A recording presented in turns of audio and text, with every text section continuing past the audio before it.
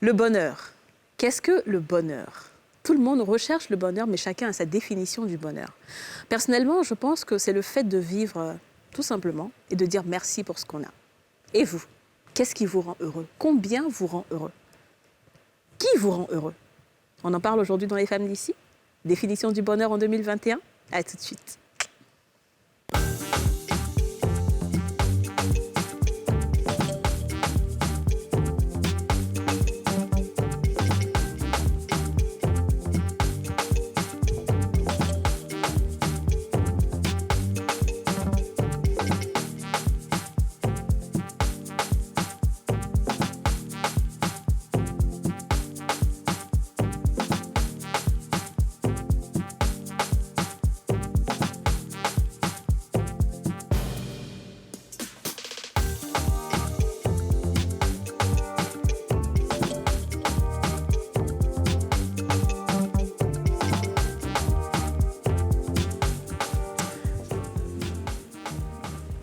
Bonjour à tous et bienvenue dans ce nouveau numéro des Femmes d'ici. Vous le savez, les Femmes d'ici, c'est tous les jours du lundi au vendredi à 13h05 sur le numéro 204 du Bouquet Canal, le numéro 4 de la TNT et nous sommes toujours en live à 13h05 sur Facebook. Donc si vous êtes quelque part dans le monde où il n'y a pas de télévision, c'est pas grave, tant que vous avez Facebook, vous vous connectez sur la page NCI et nous sommes en live.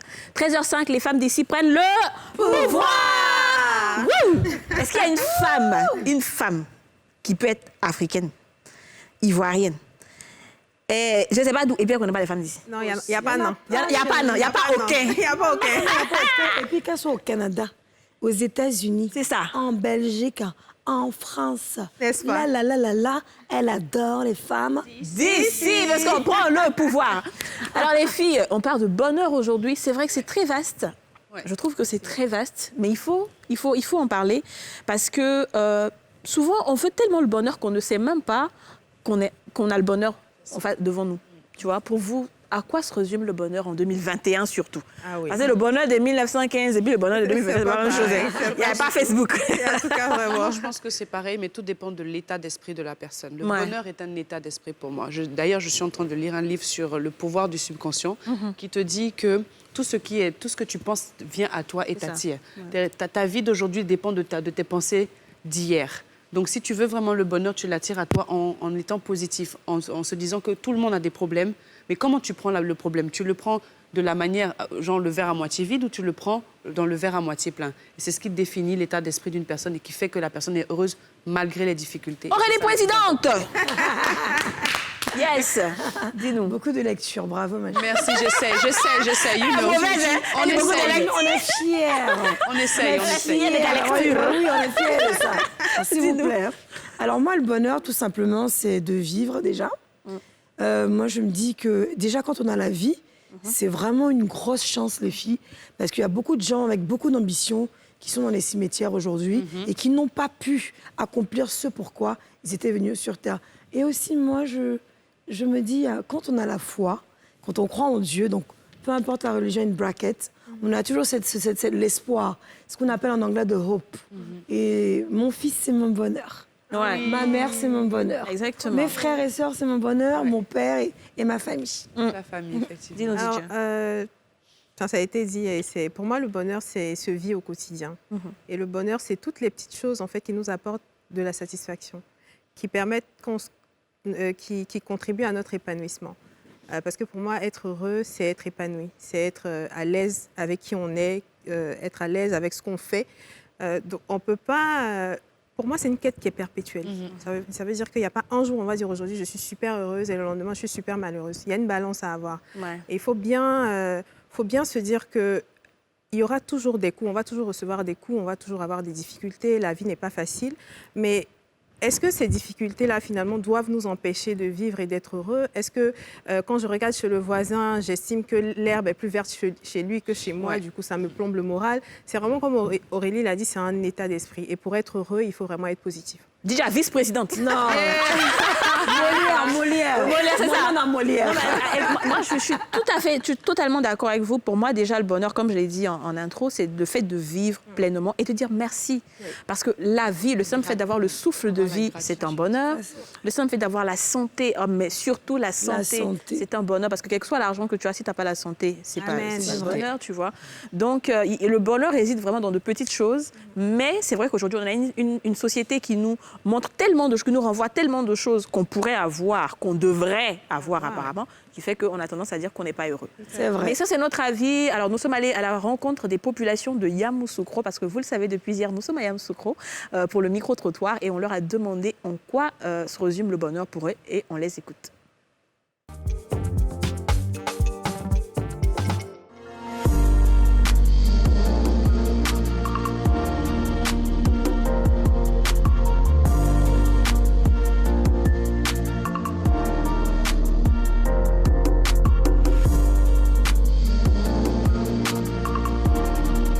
Bon, le bonheur, c'est pour celui qui a déjà tout gagné.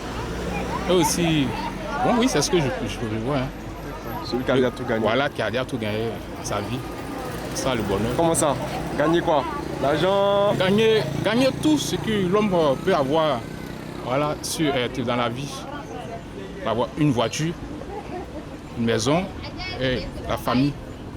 Je vais parler de quelqu'un qui a oui, c'est ça, la famille.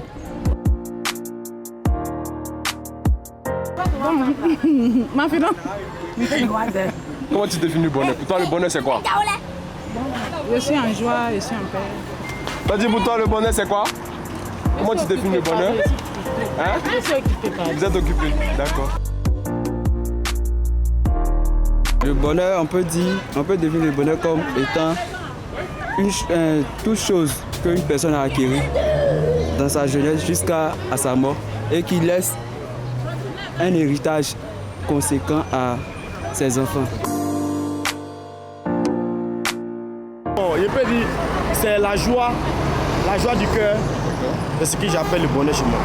Si j'ai eu, serré, tu vois, non, c'est le bonheur. Le bonheur, ça y est à moi, c'est comme ça. J'ai ici marié à une belle femme. Voilà, c'est le bonheur. C'est comme... C'est toi qui as raison. Quand tu as une belle femme, là, c'est le bonheur. Il a défini son bonheur. Non, mais tu vois, effectivement, j'aime bien aimer la dame qui vendait ce truc. Elle dit, c'est la joie. Oui, la C'est joie. tout. Et la famille, c'est vraiment un grand bonheur. C'est vrai. D'avoir- Celle qui a dit, je suis occupée, pardon, là, je sens qu'elle elle est très fâchée.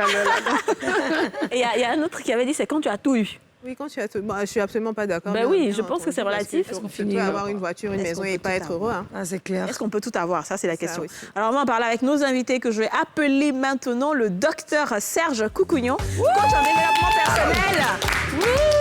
Le doc! Allez, salut!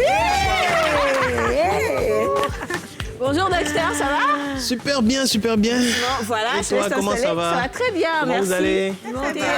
On est heureuse. T'es tout frais.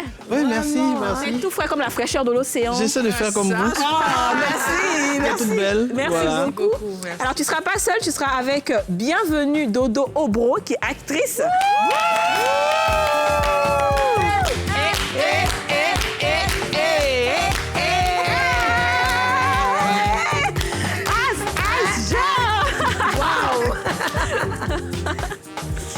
Bienvenue, ça va? Ah, on fait aller. Ça va, tu es heureuse? C'est toujours un plaisir d'être avec vous. Merci. Et c'est ça le bonheur aussi, quelque part. Exactement, c'est ça, tu as tout dit. Serge Coucougnon, ça fait longtemps, parce que la dernière fois que c'était vu, c'était sur la saison précédente des Femmes d'ici. C'est cela. D'accord. Je vois que tu as toujours gardé cette allure. Cette allure, voilà, exactement. Merci. Tu me prêtes le mot de la bouche parce que tu as remarqué comme j'ai remarqué. C'est bien. Alors, on parle du bonheur aujourd'hui. Est-ce que c'est une question que les gens se posent un peu souvent? Je vais être heureux, je vais être heureux. Est-ce que les gens se posent vraiment la question? Je ne dirais pas, mais les gens le cherchent, ce bonheur-là. Ouais.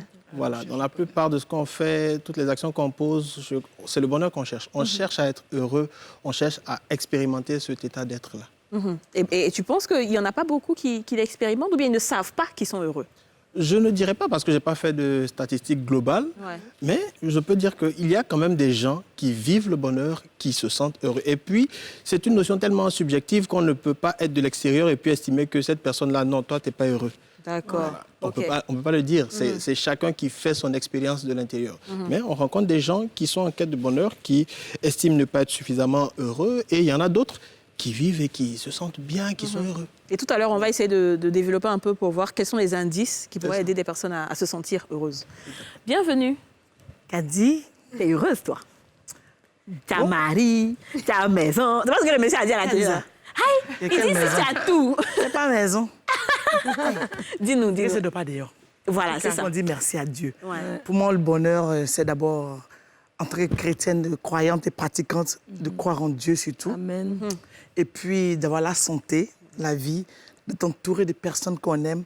Parce que ça ne sert à rien d'avoir l'argent, car l'argent, il n'y a personne à qui partager, qui n'est pas heureux.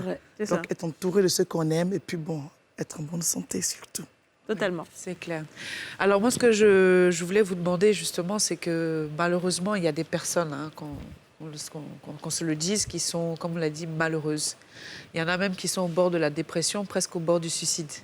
Qu'est-ce qu'on peut dire, qu'est-ce que vous pouvez dire en tant que coach aujourd'hui à ces personnes-là pour, on va dire, quelque part leur remonter le moral et voir la vie du bon côté? Ça va dépendre de ce pourquoi elles sont dans la dépression. Voilà, bon, parce qu'il y a différentes situations. Hein.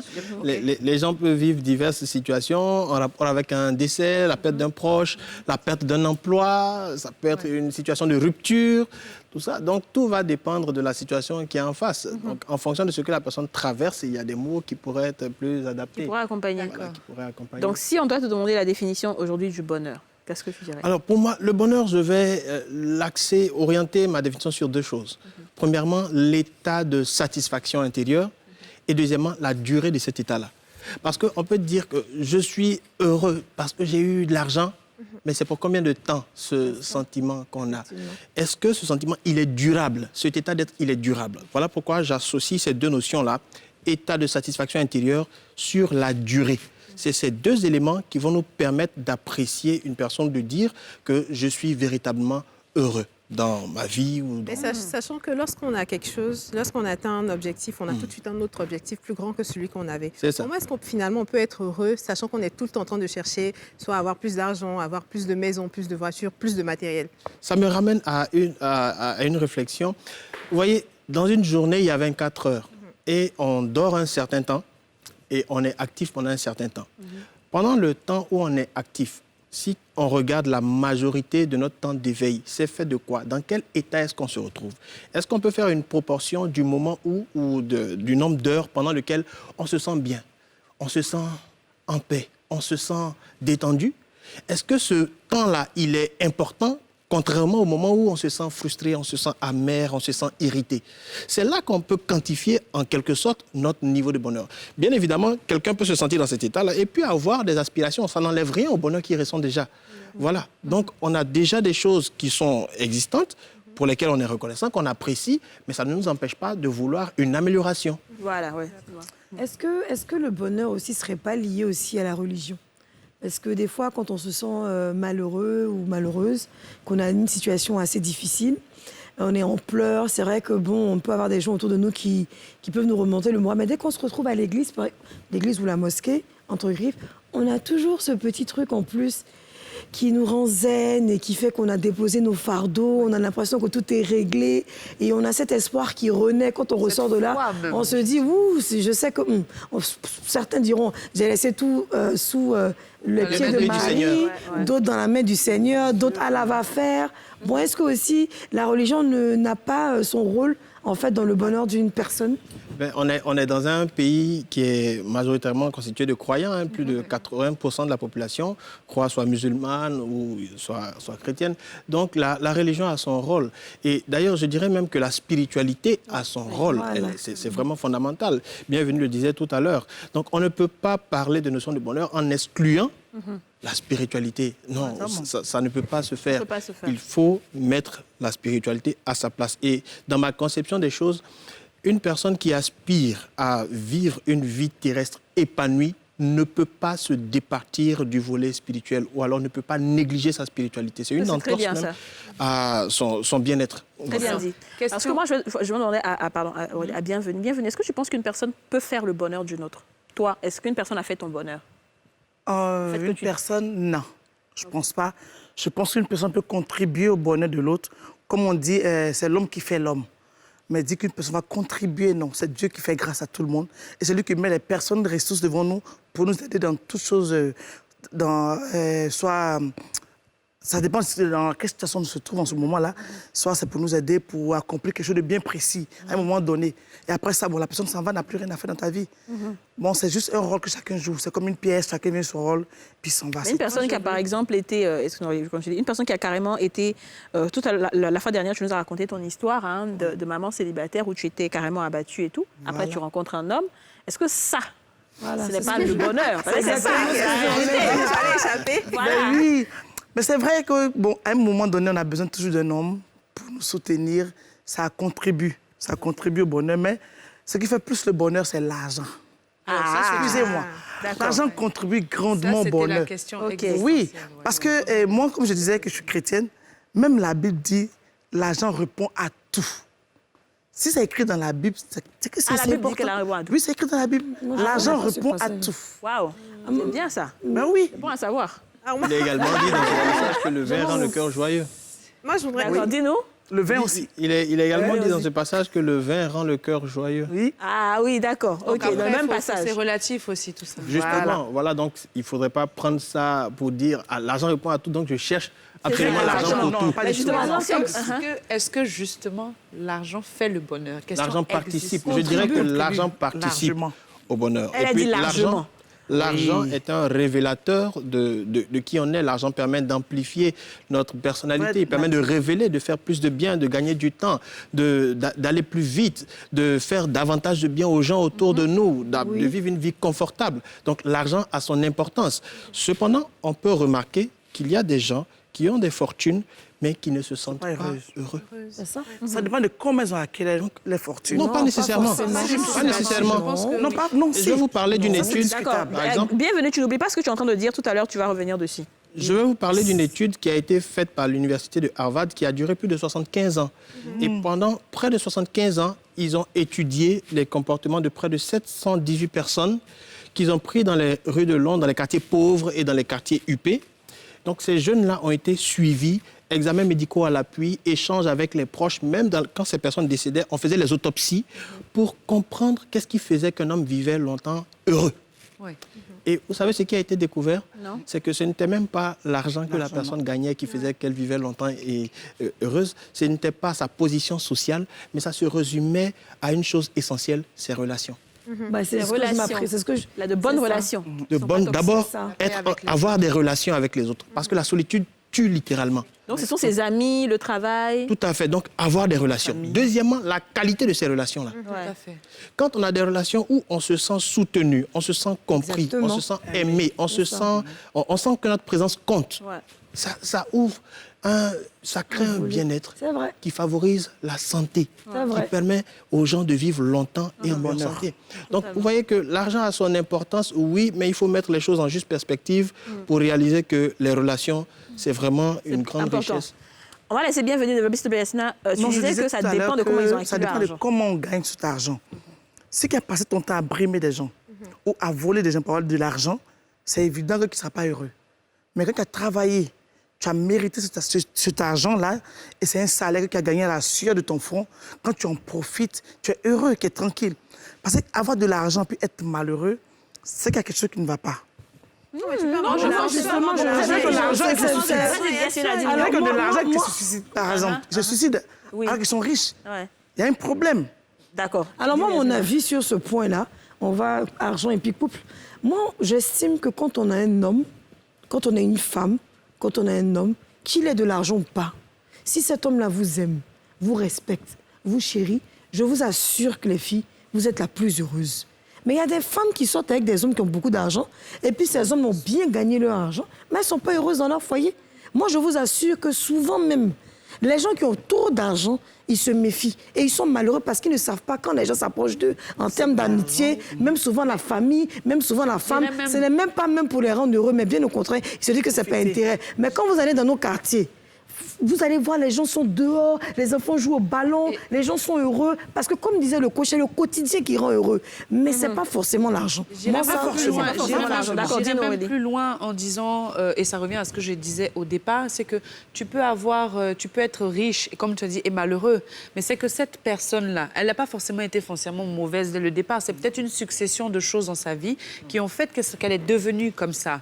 Mais qu'est-ce qui fait que justement cette personne est malheureuse? C'est l'état d'esprit dans lequel elle a été conditionnée.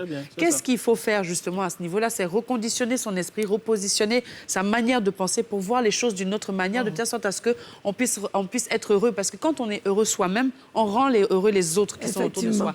Tant qu'on n'est pas heureux, on devient même un poison pour les autres, en fait. Est-ce que Tidia, tu penses que l'argent aussi... je pense que l'argent contribue au bonheur, effectivement. Énormément, comme le coach a dit, ça soulage, ça gain de temps. Ça soulage Ça soulage énormément. Ça soulage. Ça soulage énormément parce que, par exemple, on n'aura pas l'accès à la santé, par exemple. Quand on n'a pas d'argent, c'est extrêmement difficile. Ça facilite la vie. Il ne faut pas qu'on se le cache. Mais ça ne répond pas... C'est pas une réponse au bonheur pour moi, l'argent. Pour moi, le bonheur se construit jour après jour, que ce soit dans la difficulté. Et comme on l'a dit depuis le début de cette émission, c'est vraiment un état d'esprit. Est-ce qu'on est positif? Est-ce que même quand dans le malheur, on choisit de se dire, bon, OK, ça va pas, mais demain, ça va aller. Pour moi, c'est un état d'esprit. Et donc, je viens à ma question. Et à vous toutes, j'aimerais à vous tous, monsieur, j'aimerais vous poser la question. Est-ce que vous avez une routine du bonheur? Est-ce qu'il y a quand ça va pas, vous avez une routine pour vous remettre dans le mood? Moi, c'est... Dis-nous. Alors moi, vraiment, pour être honnête, il faut que je sois très honnête aujourd'hui, et je sors un peu du mixeur et autres. Moi, la prière. Moi, je suis quelqu'un qui me confie beaucoup dans la prière. Et je vous assure que quand je finis de prier, moi, quand je prie, je pleure toujours. Et c'est même pas pour moi-même. Quand je suis en train de prier, et que je dis Seigneur, ou bien Dieu, je suis fâché. Par exemple, hier, j'ai eu une situation, je dis Dieu, je suis fâché avec toi. Pourquoi tu me fais ça? Pourquoi tu me laisses vivre ça? Mais après, quand je pleure un bon coup, il y a un espoir en fait qui vient en moi. Je me dis ça va aller, ça va aller, ça va aller. Mais je suis en train de dire par rapport au bonheur, l'argent, il y a une photo que j'ai vue sur Facebook. On dit l'argent ne fait pas le bonheur, n'est-ce pas? Et on voit un gars qui est très malheureux, des vêtements déchirés, avec des mouches autour de lui, puis il dit donnez-en moi, je veux être malheureux. Ça pour dire que lui, dans sa situation-là, il a besoin de cet argent pour être heureux. C'est pas ça, on se comprend. Alors, sur les routines de Dija, est-ce qu'il y a une routine? J'aime bien cette question parce que ça permet d'embrayer sur une pensée que j'entretenais tout à l'heure. Et dans le fond, je me disais que le bonheur est une question d'habitude. C'est ça. On s'habitue à être malheureux, on s'habitue à être heureux. C'est un choix. Pourquoi est-ce que je le dis? Parce que quand je me lève le matin, par exemple, et que les premières pensées que j'entretiens sont en rapport avec le poste que je convoitais et qu'on a donné à quelqu'un d'autre. Et ces pensées-là vont après sur l'environnement de travail qui est fait de critiques dans lequel on me torpille. Et après sur ce gars qui m'a emprunté de l'argent et qui depuis ne me rembourse pas. Au lieu de me rembourser, il me fait tourner quand il voit mon numéro et il parraine les anniversaires au lieu de rembourser mon argent. Et ainsi de suite. Je suis en train de créer un état d'être. Donc, je suscite d'abord des pensées négatives qui vont susciter des émotions. Et c'est cette boucle-là. On appelle ça la boucle psycho-émotionnelle. Donc, ces pensées et ces émotions vont s'embrayer, vont se mixer, ça va faire un cycle. C'est comme si je revivais mon passé. Je me lève, je revis les mêmes choses. Du coup, ça devient une habitude. Ça revient à la première question que je vous ai posée. Alors, sur les routines, ta routine de bonheur, c'est quoi? Je vais y arriver. On va le laisser terminer et puis chacune va donner sa routine de bonheur. Voilà. Donc, cette habitude-là fait que, finalement, j'ai l'habitude d'être malheureux. Ou alors, quand on change de process, on développe l'habitude d'être heureux. Et j'ai pour habitude de dire que le bonheur se crée tôt le matin. Pourquoi le bonheur se crée tôt le matin? Prenons l'exemple de la ville d'Abidjan. Si on sort pour aller au travail à 9h, on va tomber dans les embouteillages. Mais si on sort à 4h30, on arrive très vite au travail. C'est juste une illustration pour vous faire remarquer quelque chose. Quand vous levez tôt le matin, dans le cerveau, il y a une hormone qu'on appelle la mélatonine qui a un taux de concentration qui évolue entre 1h et 4h du matin, voire jusqu'à 5h, qui favorise le bien-être. Elle est l'hormone du sommeil, bien sûr, mais elle favorise le bien-être et les expériences spirituelles. Donc, tôt le matin, quand vous vous levez, vous avez l'occasion de mettre vos idées en ordre. vous avez l'occasion de paramétrer vos actions, de faire de l'activité physique pour libérer la dopamine, l'endorphine, la sérotonine, l'ocytocine, toutes ces hormones qui participent au bonheur. Donc, en faisant de l'exercice, en faisant de la méditation, en faisant vos prières, vous avez la possibilité de créer un état que vous maîtrisez pour commencer la journée. Mais si vous le faites une fois en passant, ça ne devient pas une habitude. Du coup, ce sont vos pensées qui vous contrôlent. Qui contrôlent. Waouh. Aurélie, ta routine de bonheur? J'avoue, et je pense que tu me connais même pour ça, j'ai toujours été quelqu'un de très stressé. Je suis tout le temps stressée. Ouais. Oui, mais pourquoi ça, c'est pas comme si? Et puis, je suis très impatiente. Ouais. Donc, quand il y a quelque chose... beaucoup. Oui, je crie beaucoup. Je l'ai dit. Mais justement... j'essaye de faire une introspective de moi-même et j'ai réussi à comprendre qu'il faut que j'apprenne à lâcher prise. Ouais. Je ne peux pas tout contrôler, je dois accepter de ne pas pouvoir tout contrôler, de laisser les choses venir à moi et de laisser justement ce Dieu que je prie régler les choses pour moi. Et naturellement, j'ai réussi à, comme on dit, relâcher, mais on va dire, on va dire que je suis dans une paix. C'est vrai, pourtant, il y a des problèmes, on a tous des problèmes. Croyez-le ou non, on a aussi des problèmes d'argent, on a des problèmes peut-être de couple, on a des problèmes avec nos enfants, mais comment on réussit à régler ces problèmes-là? C'est déjà en lâchant prise et puis en gardant le contrôle de soi-même et les choses viendront d'elles-mêmes. Ouais, c'est ça. Alors, routine beauté, moi, je suis comme, c'est pareil que Yasmine, moi aussi, c'est la prière, surtout la prière du matin, que pour moi, je pense que c'est l'une des meilleures, d'ailleurs. Et puis aussi, moi, je suis... Exactement. À 5 h du matin, on s'envoie toujours les messages. Alors, le truc pour moi aussi, c'est que j'ai une grosse pensée positive chaque matin. Absolument. Quand je sais ce que je vais faire, d'abord, avant de venir à la télé, je dis, ouais, j'aurai une superbe émission aujourd'hui, les filles seront cool, je serai bien habillée. C'est-à-dire, déjà, je pense à ça dans la voiture en venant. Et voilà, c'est comme ça que ma routine, et ça marche toujours. Ça ne laisse rien venir me stresser et tout. Oui, alors, moi, c'est aussi la prière. Ouais. Le matin, quand je me lève, je dis, Seigneur, je te confie la journée. Je te confie même les paroles que je vais dire. Oui. Chaque personne que je vais rencontrer, tout endroit que me pouvons fouler, tout ce que je vais faire, je mets en tes mains. C'est ça. Au point où quand je sors, je me dis, tout ce qui arrive, c'est pour mon bien. Parce que Dieu a déjà géré ça d'avance. Totalement. Donc, quel que soit ce qui va se passer, je prends ça de façon positive. C'est Dieu qui a permis, puis bon, je laisse aller, quoi. Alors, on va regarder un élément de la distributrice automatique de joie qui va nous dire comment elle fait pour être toujours heureuse. Donc, il se mêle au débat. Coucou! Merci à toutes les femmes, merci à tout le monde, merci à la Côte d'Ivoire, merci à l'Afrique, merci à tous ceux qui verront l'émission. Vous me demandez ce que c'est que le bonheur. Le bonheur, c'est d'être en vie. Tu te réveilles le matin, tu es en vie déjà, là, c'est ça le bonheur. La joie de vivre, là, se cultive. La vie est faite de haut et de bas. Ça, là, tu vas pas te mentir. Ceux même qui ont l'argent, là, c'est le circuit de la vie. Donc là, mon cher, si tu as déjà le souffle de vie, que tu sois souffrant ou pas, mais tu te réveilles là, tu arrives à respirer là, c'est déjà une victoire. Donc, moi, je dis tous les jours, happiness is free. Ce que je peux régler, je règle. Ce que je ne peux pas régler, je mets ça entre les pieds de Dieu. C'est ça, c'est ce qu'elle a dit. Ce qu'on peut régler, on fait ce qu'on ne peut pas régler. Ça s'applaudit en tout cas. Ça s'applaudit, je suis d'accord. Alors, Kecha, qu'est-ce que tu penses qu'on doit aller à la recherche du bonheur ou on laisse le bonheur venir à nous-mêmes? Si on va à la recherche du bonheur, ça suppose qu'il est en dehors de nous. Ouais. Si on espère le laisser venir, ça suppose encore qu'il est en dehors de nous. Alors que ce que je crois, c'est que le bonheur, il est déjà là. C'est ça. Ouais. Voilà, il est déjà là, il faut en prendre conscience et puis le laisser sortir de dedans vers le dehors. La vie s'expérimente dedans. Donc c'est dedans qu'on peut aller chercher les choses. Voilà. Mais bon, concrètement, parce que c'est vrai que là, on est dans la philosophie, beaucoup de gens traversent des difficultés, comme je l'ai dit dès le début. Je prends l'exemple, pour aller vraiment terre à terre. Une personne qui vient de perdre un être proche, qui traverse des difficultés financières. Qu'est-ce qu'on peut lui dire pour apprendre à relativiser et à rebondir après je ne sais pas si vous voyez ce que je veux dire, à rebondir pour voir la vie du bon côté, en fait, et surmonter cette difficulté. Déjà, perdre un être proche, ça fait entrer dans le cycle du deuil. Le deuil a un cycle normal. Oui. Quelqu'un part, il y a la douleur, il y a la tristesse. Après, on peut frôler même la dépression. Et puis, au milieu de tout cela, on réalise que c'est fini. La personne ne peut plus revenir. Vous avez déjà perdu un proche. Donc, de temps en temps, quand vous pensez à cette personne, il y a un pincement au cœur. Ce n'est plus peut-être la même intensité, mais la douleur est encore là. Et après cela, vous remontez la pente, vous réalisez que, il faut continuer à avancer. On réorganise sa vie en fonction de nos challenges. Il y a des deuils qui sont choquants aussi. Bref. Ouais. Comment ? On ne rentre pas dans les détails, mais il y a des deuils qui sont très choquants. Oui, effectivement. Donc, mais déjà, ça, c'est un fait. La première chose, c'est de pouvoir parler à quelqu'un. C'est de pouvoir parler, se confier à... Voilà, s'ouvrir, parler. C'est cela que les psychologues sont importants. Malheureusement, ici en Afrique, on n'a pas trop cette habitude d'aller voir les psychologues. On n'a pas cette habitude, alors que c'est très important d'aller voir un psychologue. Ça me donne l'occasion. Oui, et moi, j'ai eu ce problème quand j'ai perdu ma petite sœur. Et j'ai été vraiment pendant... Jusqu'à aujourd'hui, je n'arrive pas à accepter. Et pendant 6 mois, j'ai fait un traitement psychologique qui m'ont permis de pouvoir vraiment accepter, mais difficilement. Ça arrive que j'ai mal, mais je me suis rendu compte, mais ces personnes elles existent, on ne les pratique pas, on ne va pas les consulter. Pourtant, ils nous font du bien, c'est pas possible. Ben ouais, ça me donne l'occasion ça me rappelle une situation d'une dame qui a perdu plusieurs parents dans un laps de temps vraiment très court, en l'espace d'1 mois ou 2. Elle a perdu et son père et sa sœur comme ça. Et elle a commencé à développer des maladies. Oui. Elle allait voir les cardiologues, neurologues, etc. etc.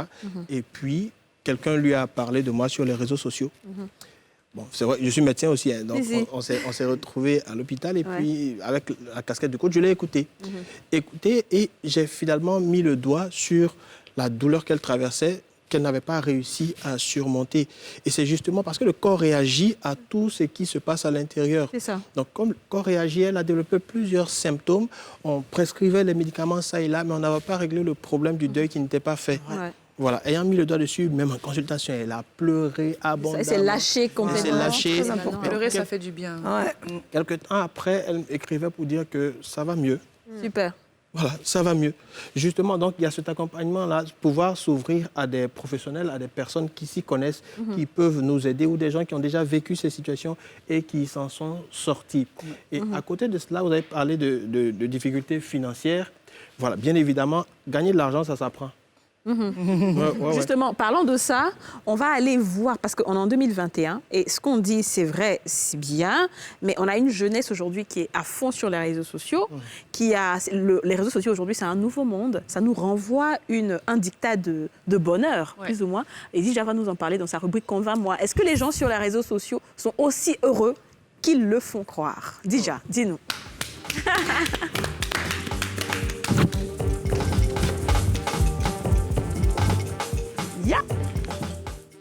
Chez moi, on a pour habitude de dire qui va montrer son village avec la main gauche. Sur les réseaux sociaux, on est tous heureux. On a tous la bonne relation, la bonne famille, le bon travail, la belle vie. Mais ce n'est pas souvent la réalité. Parce que quand on ferme son téléphone, parfois on est en souffrance. Et je l'ai dit au risque de me répéter, tout ce que vous voyez sur les réseaux sociaux ne sont pas vrais. Pour beaucoup, c'est la vérité. Ils ont de très belles vies, mais ils souffrent. Même les stars que vous adulez, Kim Kardashian et compagnie, j'en passe, ce sont des personnes qui traversent de grosses difficultés dans leur vie. Elles ne vont pas venir sur la toile et se morfondre, bien évidemment, comme vous et moi d'ailleurs, parce que quand on arrive, tout le monde est beau, tout le monde est content. Mais la réalité est tout autre. Ne vous fiez surtout pas aux réseaux sociaux pour croire que vous êtes malheureux. Parce que même quand ils finissent leur voyage à Dubaï ou à New York, quand ils viennent chez eux, ce n'est pas forcément la joie. Cultivez votre bonheur. Apprenez à être heureux au quotidien. C'est ça qui est la vérité. Dubaï vous a fait quoi? Mon cher, la chose de Dubaï. C'est Dubaï. Chose de Dubaï. On va à Dubaï bientôt, hein. Donc arrêtez ça. Non, parce que je dis ça en fait, parce que c'est vraiment un problème pour la jeunesse aujourd'hui. Les jeunes ont tendance à penser que si tu n'es pas monté dans l'avion, si tu n'as pas iPhone, si tu n'as pas fumé chicha, c'est que tu as raté ta jeunesse. Ouais, je suis alors que ce n'est pas ça la vie. Bienvenue, qu'est-ce que tu penses des réseaux sociaux qui montrent une image du bonheur? C'est vraiment dommage parce que les gens ont tendance à vouloir faire comme les autres. Alors que tout ce qu'on voit n'est pas forcément rose comme on le voit. Les gens, comme on dit, tout ce qui brille n'est pas de l'or. Les gens vont croire qu'ils sont ce qu'ils ne sont pas en réalité. Alors qu'on sait qu'il y a plein de VI sur les réseaux. C'est ça. Mais et c'est sur ça, on va aller à la pub. Quand tu as commencé, c'est tellement intéressant que quand on va revenir là, tu vas continuer et chacun donnera son point de vue. Pour l'instant, on marque une petite pause publicitaire et on se retrouve tout juste après pour parler de bonheur. À tout de suite.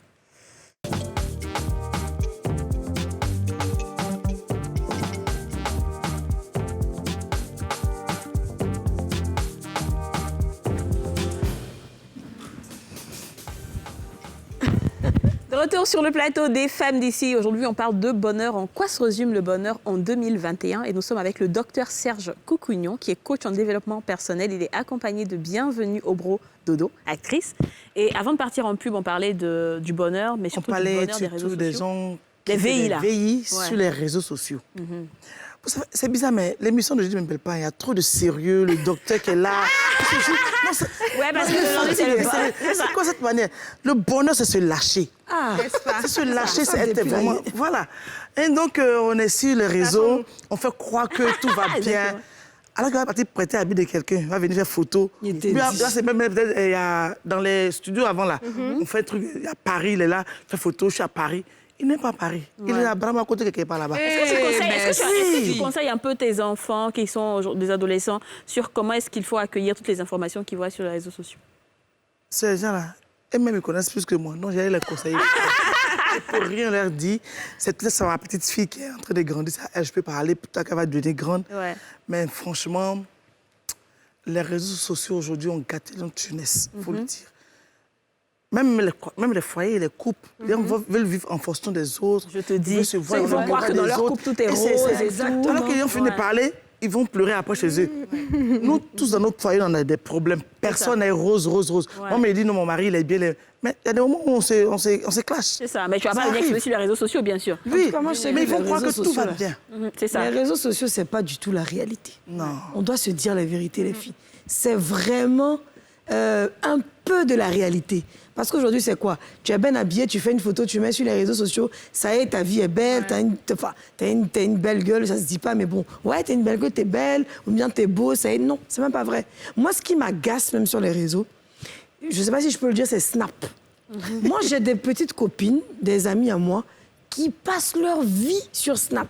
Et elles discutent de la vie entre griffes de stars. Mais aujourd'hui, elle s'est réveillée. Pour elle, là, c'est la réalité. Et puis, un jour comme ça, on voit un scandale sur les réseaux sociaux et on se rend compte que tout ça n'était que du fake. Donc il faut arrêter d'envier les autres et de vouloir vivre comme eux. Et puis il y a des filles même qui sont... Moi, je connaissais une fille sur les réseaux, mais disons, elle a des millions de vues. Mais en vérité, c'est faux. La voiture n'est pas à elle, la maison n'est pas à elle. Il y a des gens même qui disent, ils ont acheté une maison, c'est pas pour eux. Non, c'est ça, c'est ce qu'on disait. On envie bêtement, en fait, les gens, au lieu de chercher nous-mêmes notre propre bonheur. Il faut que les gens comprennent que les gens sont derrière un écran. C'est pas parce que le bonheur, comme le coach l'a dit, il est en nous, il est à l'intérieur de nous. Et c'est le plus important. J'ai pour habitude de dire rapidement que si tu as 1000 francs, tu as problème des 1000. Tu as 10 000, tu as problème des 15 000. Tu as 1 milliard, tu as problème d'1,1 milliard.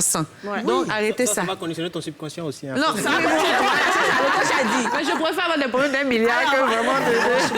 On va fermer la parenthèse du bonheur et ouvrir la porte du sans tabou. Le sans tabou.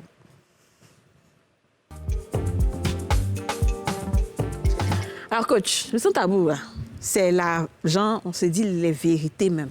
OK. Hein, sans faux fuyant, les choses comme elles sont. Est-ce que vous connaissez la phrase « ton merci finit pas » Oui. On connaît. Vous connaissez ça? Ça n'a rien à voir avec le bonheur. Et le merci, quelqu'un va te rendre un service. Il va sauter jusqu'au 7e ciel pour aller dire que c'est lui qui t'a rendu. Tu as fini de dire merci, mais ça ne suffit pas. Tu vois ce genre de personne-là? Non, pas personnellement. Tu ne connais pas les personnes, genre même aujourd'hui, peut-être tu as réussi, tu as un coach, mais un gars qui t'a aidé avant, il va toujours te rappeler que si c'est pas moi là, tu n'allais pas être là où tu étais. Heureusement, j'en ai pas dans le bon. Heureusement, j'en ai pas. Tu apprends ça après. D'accord, Yacine, ta bouche t'es gratte. Bon, vous exagérez. Franchement. Donner l'opportunité à une personne ne veut pas dire que vous avez fait le bonheur de la personne. Ce n'est pas bien. Il y a trop de choses qui se disent comme ça. C'est grâce à moi que tu es ceci. C'est grâce à moi que tu es cela. Mais on a rien fait quoi? C'est de mettre à genoux. Dans ce cas-là, on met Dieu où? C'est Dieu qui vous a suscité à nos côtés. Est-ce que vous savez combien de fois nous on a prié pour que vous soyez dans nos vies? Seigneur, donne-moi des bonnes opportunités. Mets-moi à côté des personnes qui peuvent me faire évoluer. Donne-moi le travail que je veux. Rends-moi heureuse. Mets-moi dans un groupe de filles où on peut s'entendre. C'est des prières. C'est ancien par là avec quelqu'un, mais...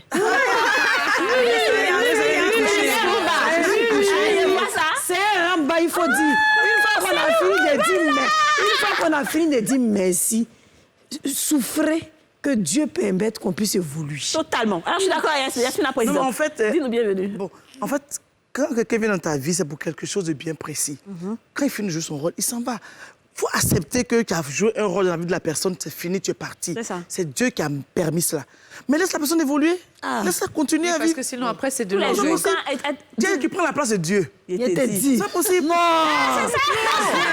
C'est dit, mon Dieu, je dis merci. Et puis, c'est une fierté pour toi d'avoir aidé quelqu'un. Dire, aujourd'hui, grâce à moi, la personne est là. Voilà. Et puis, bon, tu dois être fier d'être content. Ce sont les sorciers, ceux qui font ça. Mais c'est la ils vont sorcellerie révéler là-dessus. même. Aujourd'hui, il ne me connaît pas. J'appelle, décroche pas. Et puis, quoi? Dieu me fait tomber. C'est ça. C'est quoi? Bon, moi, j'ai une façon de voir les choses qui est que quand tu fais du bien à quelqu'un, la personne n'est même pas obligée de te dire merci. Franchement, Voilà. La personne, en fait, je n'attends rien du bien que je fais. Si tu as dit merci, c'est bon pour toi. Si tu n'as pas dit merci, la vie continue. Est-ce que ça, c'est pas un manque de reconnaissance? Non, en fait, pas trop d'accord. Quand on n'est pas dans l'attente, on ne souffre pas de ce que la personne ne fait pas. Exactement. Quand on n'est pas dans l'attente, d'accord. C'est à l'autre personne d'être assez reconnaissant pour dire merci. Et le merci. truc, c'est que quand tu fais du bien à quelqu'un, là, tu ne le fais pas pour cette personne, tu le fais, mais c'est la suite, c'est ce que Dieu va faire pour toi demain, pour le bien que tu as fait pour cette personne. Excusez-moi, je ne suis pas d'accord. De dire merci. Mais les gens sont dans l'ostentation. Eux, ils font ça pour qu'on puisse voir qu'il a fait. La gloire revient à Dieu. Merci, c'est important. La gloire revient à Dieu. Oui, mais on n'a pas à l'exiger. Dans ma religion, on dit quand tu fais quelque chose de la main droite, fais en sorte que la main gauche ne sache pas ce que tu as fait. Donc il y a des fois où on a rendu service et les personnes ne nous ont même pas dit merci. On est passé à autre chose. Il y a des gens qui ont eu du boulot grâce à nous. Il y a des gens qui ont eu des foyers grâce à nous. Mais on n'en a pas fait tout un tas. Donc pourquoi quand toi tu donnes 10 francs à quelqu'un, on ne peut plus respirer en fait. Plus souvent, là. On peut ne pas dire merci, on peut ne pas dire, mais à des moments, il faut aussi dire merci. Parce que même Dieu qui est Dieu aime qu'on dise merci. Dieu aime la reconnaissance. Il y a des gens qui exagèrent, qui ne pas dire merci. Je te fais quelque chose, dis-moi merci. Et à moins d'accepter, c'est bon. Mais c'est quand tu reviens dessus, voilà, c'est quand tu reviens tout le temps dessus, ça devient un problème. Mais dis merci, c'est pas mauvais. On dit que c'est mauvais, mais on n'a pas à exiger de quelqu'un. Jésus m'a exigé merci. Il a guéri 10 lépreux, ils sont partis, c'est un seul qui est revenu. Il a constaté, il n'a pas exigé. Non, il a pas exigé. C'est toi ceux qui viennent dire merci et les autres. Ils n'ont pas été guéris aussi. C'est important souvent. C'est important de dire merci. Mais ne faisons pas une obligation. C'est quand ça ne finit pas que ça devient un problème. Sinon, quelqu'un vous a rendu service. C'est la moindre des choses. Moi, qu'on me dise merci ou pas, je ne l'ai pas fait pour que de toute façon tu me dises merci. Si je ne voulais pas t'aider, je n'allais pas t'aider. Donc si je t'aide, ça veut dire que je ne peux pas t'aider. Je le fais de bon cœur. Ce qui fait mal même dans le cœur, c'est quand on te rend service dans la souffrance. Parce que quand tu dis que tu es en train d'aider quelqu'un, là, tu n'es pas en train d'aider quelqu'un, parce que puis souvent on te pull down, on te met en bas. On ne veut même pas que tu évolues. Ça dit, toi, il faut t'arrêter là. Il ne faut plus aller quelque part. Et puis, il faut dire merci. On aura dit merci dans quelle souffrance? Je suis d'accord avec vous. Je pense effectivement que c'est Dieu qui permet tout. Comme on dit là, c'est l'homme qui fait l'homme. Donc, il faut forcément que tu passes par quelqu'un pour arriver quelque part. Mais en même temps, une fois que tu as fini de dire merci, parce que moi, je pense qu'il faut être reconnaissant dans la vie, tu finis de dire oui, c'était très bien, merci pour cette opportunité, j'ai bien aimé, mais ça suffit. Après, j'évolue comme je peux, tu vois. Et puis tu peux rendre tout le temps te donner une dîme de 10 000 francs chaque jour, ou bien quand tu vas m'appeler, il faut que je décroche. À la télévision. Une fois ou deux, mais que ça ne devienne pas une habitude. Parce que c'est comme si c'était une taxe que tu devais payer à chaque fois. Et Aurélie, on ne part pas, puisqu'on est avec toi, on va dire merci à ces étudiants-là dont il y a débat sur le net. Tout à fait. Tu vas nous en parler tout à l'heure. Il y a débat sur le net. Alors, dis-nous. Alors, grand merci, en tout cas, à ces étudiants qui ont représenté et qui ont on va dire, rendu fière la Côte d'Ivoire. Donc, je parle de Koulibaly Daniel et de Kwame Priska, qui sont les jeunes lauréats de la 30e édition du concours africain de plaidoirie, qui s'est déroulé en Afrique du Sud du 20 au 25 septembre dernier. Alors, il faut savoir que c'est un concours qui est organisé par le Centre for Human Rights en collaboration avec l'Université de Pretoria et qui rassemble 45 pays francophones et anglophones d'Afrique. Donc, ces deux jeunes, comme j'ai dit, ils ont hissé haut le drapeau ivoirien au sommet. On applaudit pour eux! Au sommet de l'Afrique, en remportant les 4 prix de la compétition, donc champion d'Afrique, meilleure équipe francophone, meilleure mémoire francophone, meilleur plaideur, donc Koulibaly Daniel, qui est en Master 1, il a 22 ans, et 3e meilleur plaideur de Kwame Priska en Master 1 de droit privé. Et ils ont été aidés, donc si on voit la photo, par le coach Damassé Kofi, qui est doctorant en droit public et en art oratoire à l'Oralium, l'école des orateurs, et il est très connu dans le milieu. Et pour info, la Côte d'Ivoire, depuis 2016, brille par plusieurs victoires à ce concours, et comme je dis, hisse haut l'image du pays à travers le monde. C'est très bien. J'espère que c'est très très bien, mais je trouve que c'est pas suffisamment médiatisé. pas été On ne sait même pas si ces enfants seront reçus, exactement. si on va les féliciter comme il faut. Parce que c'est bien de donner 15 millions. Ben oui, totalement. Il y a beaucoup de choses. Il y a beaucoup de choses où les gens reçoivent de l'argent. Oui, c'est ça, mais il faut aussi aider ces jeunes-là. C'est des cracks. À poursuivre leurs études, à aller le plus loin possible. On espère qu'on va les recevoir. Déjà, si chacune des personnes présentes ici partage cette information sur sa page. C'est ce que nous, on essaie de faire à notre modeste façon. Et j'espère qu'on va les recevoir. Ben oui, l'émission, en tout cas, parce qu'on a besoin de ce genre d'exemple pour exactement, les jeunes exactement. Alors, avant de partir à la publicité, je vais demander au coach s'il y a une chose, un critère de bonheur qu'on peut conseiller ou qu'on peut dire aux gens. Je dirais qu'avant de demander à une personne de parler de chemin de bonheur, il faut que la personne sache son bonheur consiste en quoi. C'est ça. Voilà. Parce que ce qui va me faire du bien, ce qui va participer à me rendre heureux, n'est pas la même chose que ce que Kadi est en train de rechercher. Ouais. Donc toi-même, assieds-toi pour te demander, je veux le bonheur, je veux le bonheur. Pour moi, le bonheur, c'est fait de quoi? Peut-être que c'est ma famille, peut-être que c'est avoir un travail où on ne me stresse pas, ou peut-être que c'est avoir suffisamment d'argent. C'est fait de quoi et quelles sont les hiérarchies que je dispose, famille, argent, liberté, ou comment j'organise les choses par rapport à ce que je considère être mon bonheur. C'est le point de départ, quoi. J'adore. Et c'est tout dit. Et toi, bienvenue. En tant que personne qui n'est pas coach, c'est ce qui est bien chez toi, c'est que tu n'es pas une personne lambda. Voilà. Et donc, du coup, il y a plein de personnes aussi lambda qui sont comme toi, qui se diront... le bonheur, en fait, on a vu qu'il y a des couples où monsieur n'a rien, madame aussi n'a rien, dans les petits coins, ils sont heureux. Ils ne doivent rien à personne. Ils ne doivent rien à personne. Et puis, un jour, ça va pour le monsieur. Et comme ça, mon mari a l'habitude de dire que les femmes sont des prophétesses. Qu'elle voit un monsieur, le gars n'a rien. Elle voit que le gars souffre, mais elle est assise là. Elle est calée là. Mais elle fait quoi là? Elle a vu quoi? Elle est heureuse. Et puis demain, tu vois, ça marche. C'est ce bonheur-là qui fait que demain, ça jaillit sur le couple. Et puis, s'il n'est pas ingrat, il ira encore plus loin. C'est ça. Parce que c'est bon de souffrir quelqu'un, mais c'est bon que la personne soit aussi reconnaissante demain. Et c'est tout ça qui participe au bonheur. Parce que le bonheur, c'est les petites choses qu'on fait au quotidien. Les petites choses. Les petites galères qu'on vit ensemble. On se partage le garba ensemble. Demain, quand tu manges ton caviar, ton hamburger, un pizza, tiens, pense à moi aussi. Oui, exactement. Merci beaucoup d'avoir été avec nous tous les deux. Vous le savez, aujourd'hui, c'est jeudi et on aura notre entretien ce jour-là, tout de suite après la pub. Alors, vous ne partez pas. On se retrouve tout juste pour ce jour-là, après.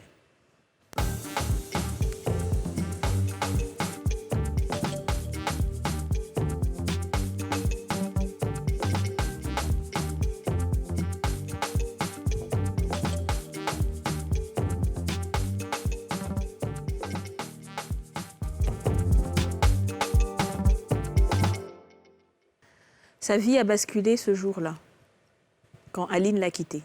C'était sa petite sœur. Si battante, si heureuse, elle s'est accrochée jusqu'au dernier moment. Elle avait 25 ans et elle était en licence.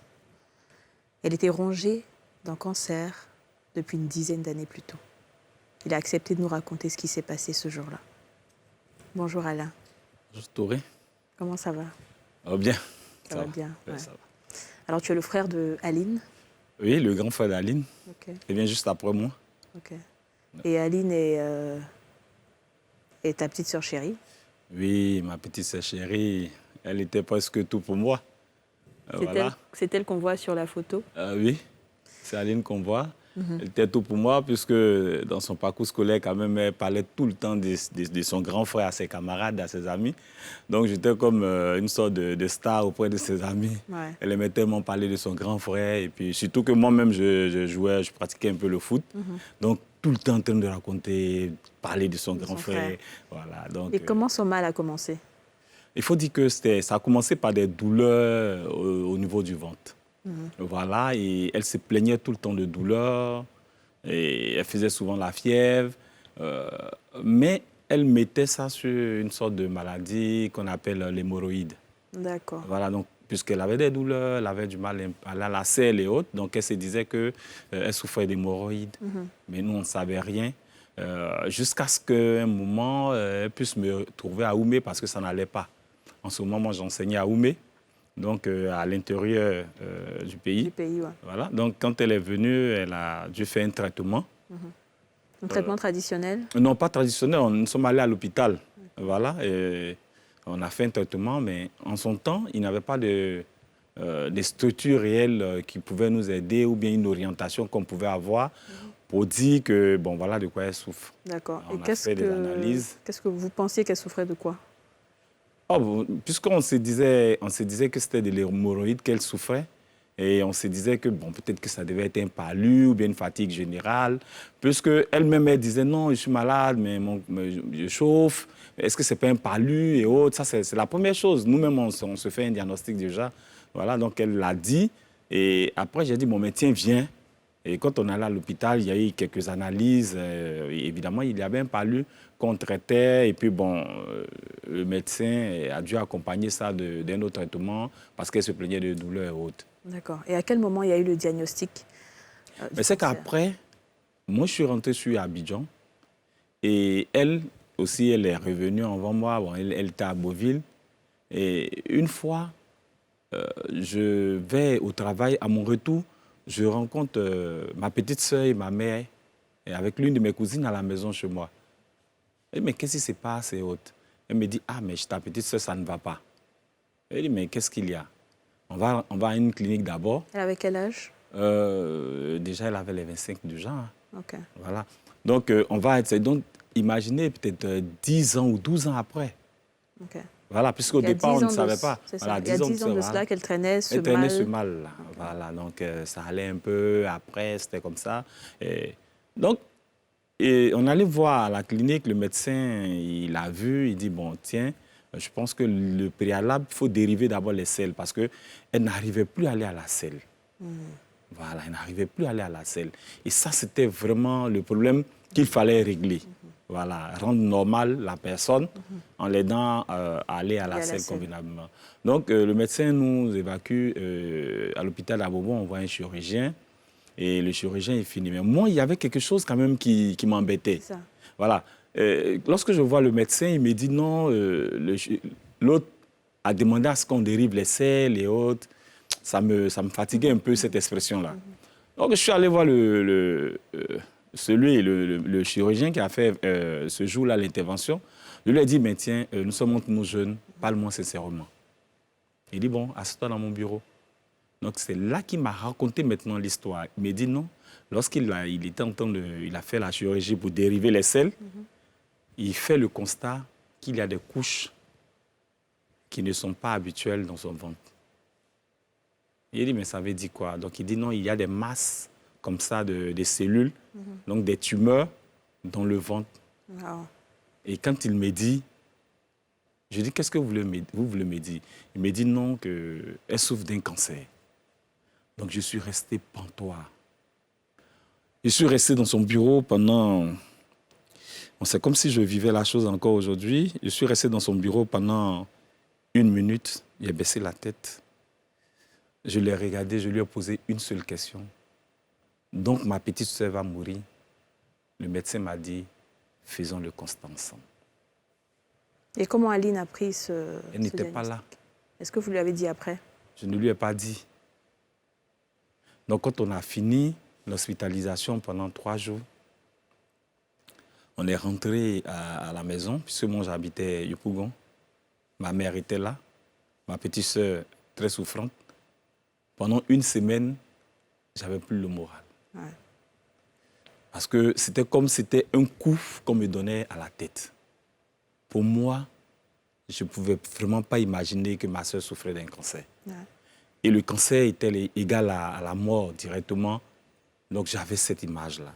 Et donc tu n'as dit à personne? Non, à personne, à mon épouse après. Et quand je suis arrivé, j'ai dit ça à mon épouse. Elle m'a dit, mais pourquoi est-ce que tu as abattu? Pourtant, tu reviens de l'hôpital et autres. Elle dit, non, je vais t'expliquer quelque chose. Donc, je lui ai expliqué ça. Et pendant 1 semaine, je n'avais plus d'activité que de penser à ça. Je voyais, j'imaginais un peu ma petite soeur quitter le monde et autres. C'était vraiment difficile. Je la voyais me demander, mais mes grands frères, mais pourquoi es-tu triste? Pourtant, tu allais me faire soigner tout ça là. Je lui ai dit oui, mais c'est que le traitement n'est pas encore fini. Je suis en train de voir quel médecin il faut voir et puis pour qu'on puisse continuer. Alors, à aucun moment, elle n'a su qu'elle avait le cancer? Non, en aucun moment. D'accord. Donc, elle ne... En aucun moment. Et la maman, elle savait, maman? Oui, ma mère aussi ne savait pas. Je ne lui ai pas dit. Donc, ça a pris le temps que ça devait prendre. Mais comme je l'ai dit, c'est mon épouse même qui m'a dit, mais tiens, réveille-toi. Ne te laisse pas abattre, parce que si tu te laisses abattre, tu vas perdre ta sœur. Ouais. C'est là que je me suis réveillé. Et c'est là que j'ai compris qu'en réalité, il fallait me réveiller. Il fallait se battre. Il fallait se battre. Et pendant le traitement avec Aline? Et pendant le traitement, elle ne savait pas. Mais c'est que les choses s'empiraient. Puisqu'elle était déjà métastasée. Okay. C'était ça notre douleur. Elle était déjà métastasée. Le cancer avait dégradé le corps. Celle qui marchait ne pouvait plus marcher. Elle était tout le temps couchée. Ouais. Voilà. Et ça a été vraiment quelque chose de difficile pour moi, quoi, de voir ma sœur qui était tout le temps contente, qui ne pouvait plus marcher et autres. Ça m'a vraiment choqué. Je me suis dit, mais je ne pouvais pas lui dire qu'elle souffrait d'un cancer aussi. Je ne pouvais ni dire à ma mère que ma soeur souffrait d'un cancer. Qu'est-ce qu'elle allait devenir? Quel avenir ma mère allait avoir? Même quand ma soeur est décédée, ma mère ne s'est plus retrouvée jusqu'à aujourd'hui. Elle est malade. Mais c'était un peu difficile, quoi, de savoir que ma soeur... Comment est-ce que tu l'as accompagnée jusqu'au bout, jusqu'à la fin? Mais on était obligé de faire des soins palliatifs parce que ce qu'on faisait, on pouvait appeler ça un traitement, mais en réalité, ce n'était pas un traitement. C'était vraiment, on l'accompagnait en réalité. Mais moi, comme je savais, mais arrivé un moment, il fallait que je dise ça à ma mère que, tiens, la situation, je ne lui ai pas dit de façon frontale que Aline allait partir, mais je lui ai dit que de toutes les façons, nous sommes tous chrétiens et que c'est Dieu qui appelle les hommes. Et si jamais un jour, elle quitte ce monde, c'est Dieu qui l'a voulu. Est-ce que pendant le traitement d'Aline, il y a des personnes qui t'ont marqué, des personnes qui étaient dans la même situation qu'elle? Oui, il y avait quand même des personnes dans la même salle quand même, pour la dernière étape quand même, dans la même salle, il y avait près de 5 personnes comme ça. Et ces personnes-là sont parties au fur et à mesure. D'accord. Voilà, sont parties au fur et à mesure. Aline était la dernière à partir. Il faut dire qu'on avait quand même des amis qui nous encourageaient. On avait des cousins aussi qui vous ont aidés. Qui nous ont aidés. Moi, j'ai dû m'endetter voilà, avec mes frères parce que c'était difficile. Parce que tous les jours, c'était un perpétuel recommencement. Financièrement, c'était vraiment pénible. C'était vraiment compréhensible. Pénible. Et aujourd'hui, tu as décidé d'avoir une ONG. Aujourd'hui qu'Aline est partie, tu as décidé d'avoir une ONG du nom d'Aline qui lutte pour les personnes, les enfants atteints aussi de cancer, qui aident les enfants. Oui, c'est pour ça que j'ai donné vu l'évolution des choses, vu que je n'ai pas su tôt, j'ai créé cette ONG-là pour permettre aux gens d'être sensibilisés sur la cause des cancers, particulièrement chez les enfants. Voilà, parce que cette cible-là, elle est vulnérable, l'enfant est vulnérable, et le cancer détruit. Aline n'a pas eu d'enfant, donc pour moi, il fallait me tourner sur la cause des enfants. Ce qui a détruit ma sœur ne doit pas détruire un enfant. C'est très bien. Voilà. Ce qui a détruit ma sœur ne doit pas détruire un enfant, donc je suis à fond. Et on essaye de les accompagner, d'abord par la sensibilisation, par la prise en charge et la réinsertion sociale et éducative aussi. Voilà, parce qu'on a l'impression que le cancer, c'est des pratiques occultes, c'est des pratiques de sorcellerie, mais en réalité, on n'est pas informé. Donc la plus grande barrière, c'est notre ignorance. Donc il faut faire beaucoup de sensibilisation. Merci beaucoup, Alain. Merci d'avoir partagé cette histoire forte et cette histoire émouvante avec nous. Et on espère que Aline, de là où elle est fière de ce que tu fais en ce moment. Merci. Et on passe un grand coucou à ta maman. Merci. Merci. C'est la fin du mois de septembre. C'est un septembre en or pour nous. Et on espère que vous serez nombreux avec nous pour ce mois d'octobre à venir. Octobre, c'est déjà demain. Alors je nous souhaite une bonne santé. Et surtout, il faut savoir communiquer l'amour avec les autres. Parce que nul n'a le droit de vivre heureux tout seul. Sur ce, portez-vous bien et on se retrouve demain.